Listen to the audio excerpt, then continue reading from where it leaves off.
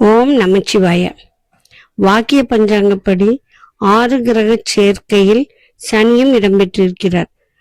25/2/2026 மாசி மாதம் புதன்கிழமை மாசி 13ஆம் தேதியிலிருந்து செவ்வாய், சூரியன், சுக்கிரன், புதன், சனி, ராகு என 6 கிரக சேர்க்கை நடந்து வருகிறது. 3/3/2026 மாசி 19ஆம் தேதி செவ்வாய்க்கிழமை பகல் 1:26 வரைக்கும் செவ்வாய், சூரியன், சுக்கிரன், புதன், சனி, ராகு ஒன்றாக கும்ப வீட்டில் இணைந்து இருப்பர். பகல் 1:26க்கு பிறகு சுக்கிரன் மட்டும் மீன லக்னத்திற்கு செல்கிறார். இந்த 6 கிரக சேர்க்கை மார்ச் 3ஆம் தேதி வரை நடைபெறுகிறது. மார்ச் 3ஆம் தேதி சுக்கிரன் மீன லக்னத்திற்கு சென்ற பிறகு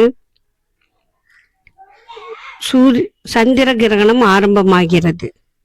எனவே அனைவரும் சந்திர கிரகணத்தன்று எப்படி இருக்க வேண்டும் என்று வேறு வீடியோ போட்டுள்ளேன். அதை பார்த்து தர்பைப்புல் உணவுப் பொருள்களில் தர்பைப்புல் போட்டு வைத்து வீடு